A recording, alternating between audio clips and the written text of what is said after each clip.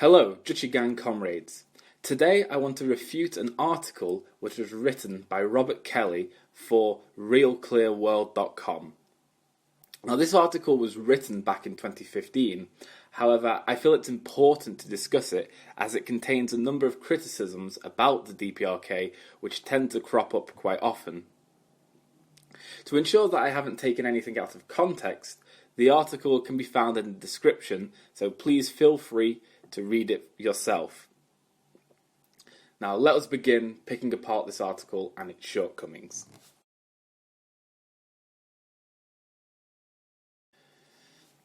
Now, to start with, I will give the article credit that its introduction to the DPRK's structure is pretty much correct. Quote, North Korea is in the post-revolutionary dictatorship of the proletariat stage, the revolution having been Kim Il-sung's takeover. The purpose now, again by strict Marxist-Leninist ideology, is to guard against counter-revolutionary revanchists at home, hardly a threat anymore at this point, as well as external bourgeois foes, the Americans, South Korean puppets, and the Japanese, who would undermine the new order. When this project is secured, the state can wither away. Now, roughly, this is a correct overall analysis of the DPRK. The dictatorship of the proletariat is the structure of repression of the bourgeoisie by the proletariat. The state is the special coercive force, as Engels said. In fact, the very existence of the state implies the oppression of one class over another. The first error of this article, however, can be found in the next paragraph. Quote, like every other Marxist state, though, the DPRK state never withered away. In fact, it got larger, much larger. End quote. The function of the state is a tool of oppression, to suppress and subvert the resurgence of anti-ruling class activities. The author clearly seems to recognize that the dictatorship of the proletariat's function is to safeguard the revolution from counter-revolutionary elements domestically and abroad. In regards to the withering away of the state, Lenin said, in State and Revolution, quote, only communism makes the state absolutely unnecessary, for there is nobody to be suppressed, nobody in the sense of a class, of a systematic struggle against a definite section of the population. We are not utopians and do not in the least deny the possibility and inevitability of excesses on the part of individual persons, or the need to stop such excesses in the first place. However, no special machine, no special apparatus of suppression is needed for this. This will be done by the armed people themselves, as simply and as readily as any crowd of civilized people, even in modern society, interferes to put a stop to a scuffle or to prevent a woman from being assaulted. And, secondly, we know that the fundamental social cause of excesses, which consist in the violation of the rules of social intercourse, is the exploitation of the people, their want and their poverty. With the removal of this chief cause, excesses will inevitably begin to wither away. We do not know how quickly and in what succession, but we do know they will wither away. With their withering away, the state will also wither away. End quote. Right now, the DPRK is under current and serious threat from the US imperialists. These imperialists are actively working to destroy the DPRK's political, social, and economic system. Therefore, the dictatorship of the proletariat as it exists in the DPRK must continue to exist in order to suppress and resist the imperialists. If in some infantile world the DPRK was to have abolished the state, then the socialist society would be crushed by the imperialists. It seems like the criticism of the DPRK's state not withering away is a poor attempt at criticising it for doing something it literally cannot do at this present moment in time.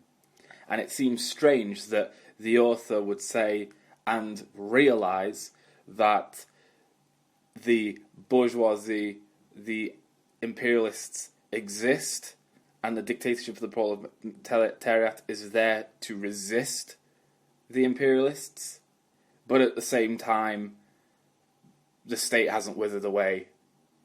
There seems to be a strange contradiction here. So I think this criticism can be disregarded. Next, the article claims that the DPRK is a monarchy. Quote, "Firstly, North Korea is a monarchy. The sheer oxymoronic ridiculousness of a communist monarchy has always struck me. Nothing demonstrates the ideological contortions of the DPRK as much as family succession.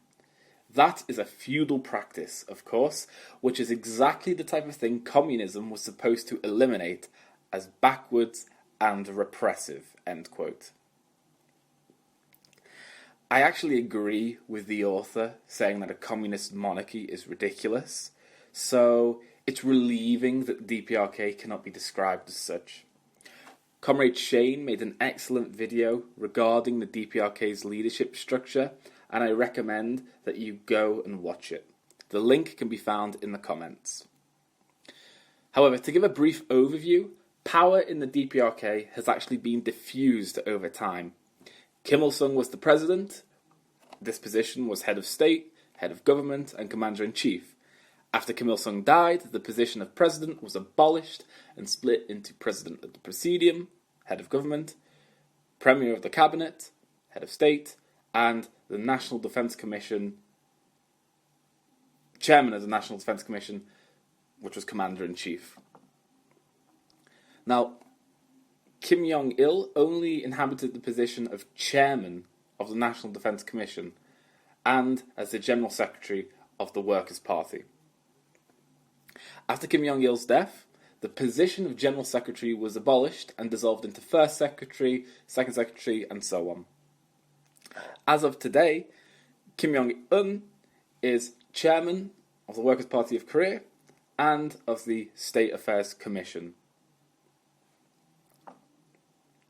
Side note, during the 7th Party Congress, some positions were abolished and created, so I recommend again watching Comrade Shane's video for extra detail and a clearer, fuller explanation. So, as we can see, power has been taken away from the three leaders over the years, not given. This is the antithesis to a monarch's position as the sovereign of a nation and the one who gives that nation its authority. Furthermore, it's vitally important to note that both Kim Jong-il and Kim Jong-un were politicians in their own right, a long time before they became leader. Kim Jong-il especially was involved in politics since the late 1960s and early 70s. Personally speaking, his dedication to the revolution over 30 years earned him the position of leader after his father's demise. Finally, the author of this article claims that monarchy is a relic of feudalism, which I would agree with. However, as discussed, the DPR's leadership could not be considered to be such a thing. Therefore, I think this argument can be disregarded.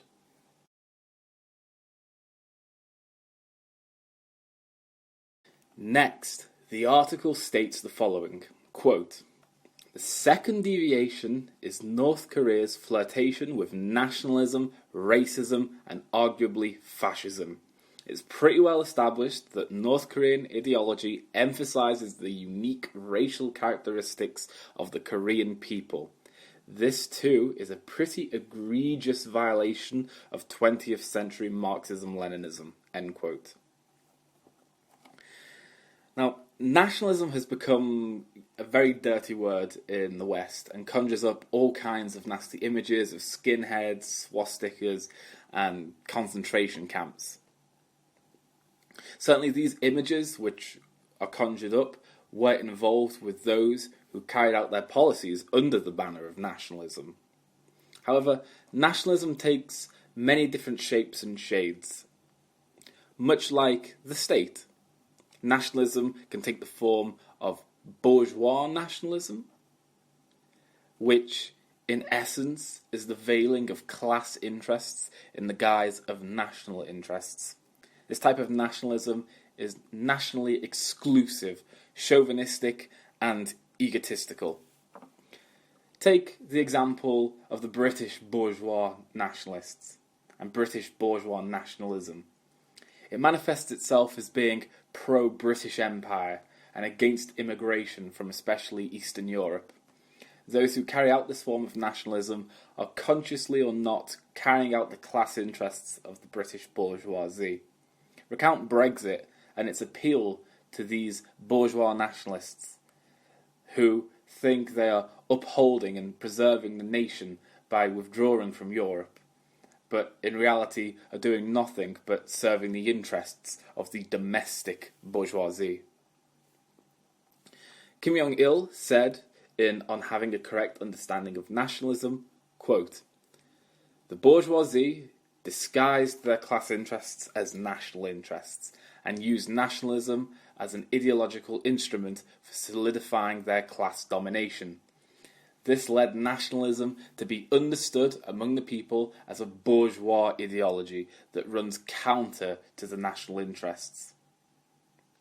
We should distinguish clearly between true nationalism that loves the nation and defends its interests and bourgeois nationalism that advocates the interests of the bourgeois class." End quote. Because the term nationalism has been usurped by bourgeois stooges, it has become an easy soundbite to scare away any potential onlookers from looking any further. This article is a prime example of this. Claiming the DPRK is nationalist conjures up the aforementioned images of swastikas and Nazism so that no further critique is required on the part of the author to explain why. This can also be seen with the automatic conflation of nationalism with racism. The DPRK is against bourgeois nationalism and stresses nationalism manifested in a different light. Nationalism in this context is defined by Kim Jong-il as, quote, "It is the common ideological feeling and psychology of the members of a nation to love their nation, cherish its characteristics and interests, and yearn for its prosperity. Nationalism reflects this feeling and psychology. In other words, nationalism is an ideology that advocates love for the nation and defense of its interests. Since people carve out their destiny while living within the nation-state as a unit, genuine nationalism constitutes patriotism. The progressive nature of nationalism lies in the fact that it is a patriotic ideology which advocates the defense of national interests." End quote. And, quote, "Nationalism is also an ideology of loving the country and the people, as it defends the interests of the country and the nation. Love of the country and the people is an ideological emotion common to communism and nationalism. Herein lies the ideological basis on which they can ally with one another. Therefore, there is no reason or ground to pit one against the other and reject nationalism." End quote. So, in essence, nationalism within socialist society manifests itself as defending the interests of all the people.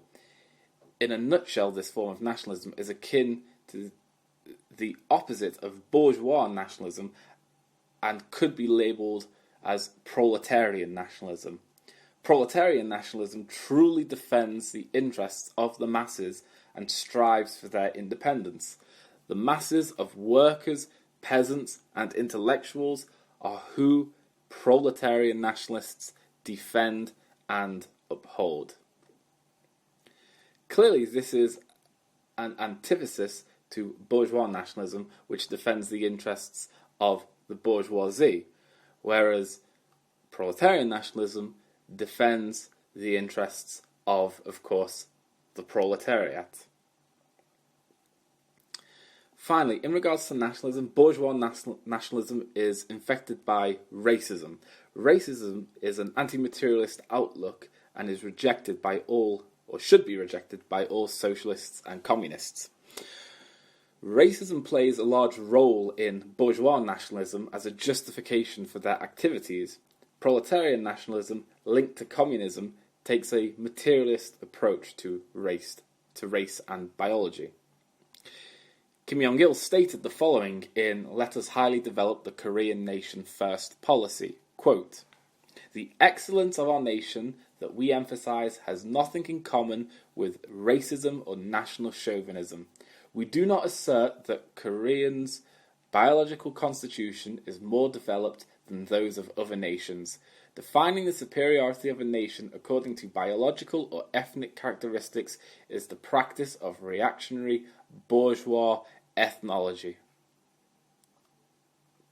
End quote. And, quote, "Reactionary racism and national chauvinism, which were used by the imperialists as ideological instruments of aggression and domination, have been rejected by progressive humanity. Our nation-first idea, which is thoroughly opposed to reactionary racism, national chauvinism, and cosmopolitanism, not only values the good traits of different nations, but also respects the independence of other nations." So, in conclusion, the nationalism displayed by the DPRK is carried out in order to safeguard the nation against imperialism, respects the nation's independence, and genuinely enthuse the people to respect their nation and people and to defend their interests, who in socialist society are the interests of the working masses. Again, this is opposite to bourgeois nationalism, where supposed defense of the people of a nation is nothing but a thinly veiled defense of the bourgeoisie. Finally, the article refers to the book The Cleanest Race. A refutation of this book completely by the KFA UK chairman can be found in the comments section.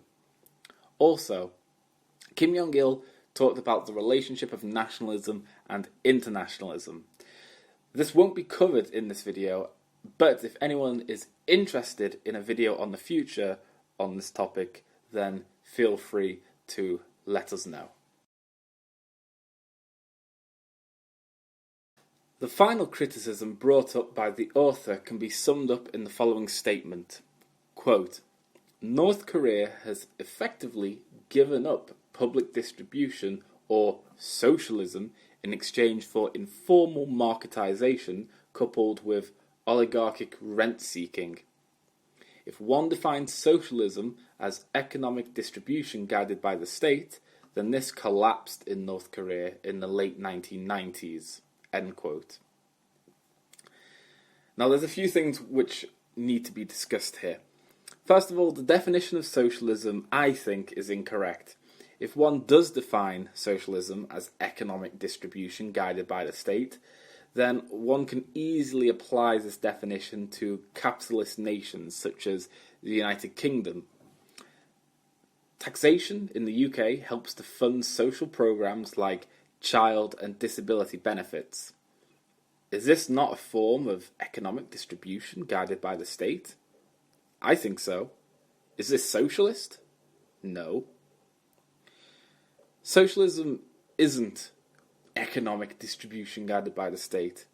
It is the collective ownership of the means of production, distribution and exchange, as well as the rational economic planning of the economy, if we want to take it in a strictly economic, if we want to talk about it strictly in terms of economics. Now, you should see my previous video on the DPRK's economic structure to get a better understanding of how this is structured in the DPRK. But however, I think it's safe to say that the DPRK has not given up this collective ownership or economic structure. Now, the next and most pressing point is that according to the author, the DPRK is tolerating informal marketisation. Now, this claim is totally baseless. It's a totally baseless assertion and has no grounds in reality. One should ask oneself a question. Why on earth would the DPRK uphold economic planning but at the same time not do it? If the public distribution system is in tatters, then how could they possibly uphold the pretense that it's in operation? Furthermore, Comrade Hudson, chairman of the KFA UK, has been to the DPRK a great number of times along with many other comrades. None of them have experienced any kind of marketisation except for the existence of small-time farmers' markets. The burden of proof falls upon the author to provide evidence that there is marketisation in the DPRK. Without such evidence, and with such massive evidence to the contrary, I believe it is safe to discard this criticism.